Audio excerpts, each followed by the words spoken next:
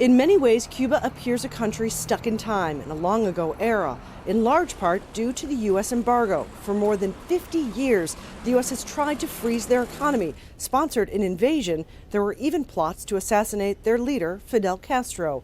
But now U.S. President Barack Obama says he's changing U.S. policy toward Cuba. It does not serve America's interests or the Cuban people to try to push Cuba towards collapse.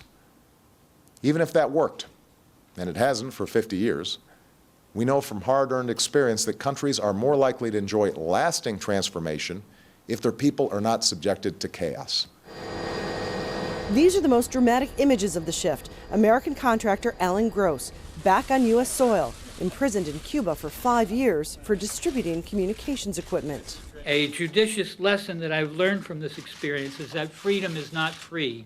The U.S. doesn't want to set a precedent, so they are insisting that Gross was released on humanitarian grounds. 3 Cubans convicted of espionage in 2001 have been sent home, and a Cuban who spied for the Americans has been released. They aren't releasing his name, but they say he served almost 20 years in prison. But it's not just a prisoner swap. President Obama is shifting economic policy as well.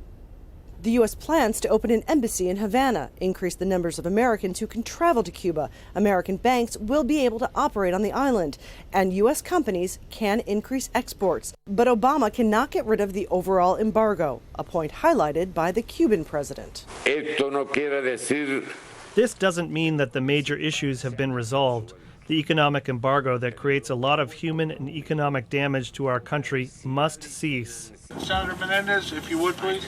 The embargo is unlikely to be lifted. Many in Congress were quick to express outrage. It's a reward that a totalitarian regime does not deserve. Cubans are less free today than they were yesterday, and I believe the announcement only perpetuates the Castro regime's decades of repression.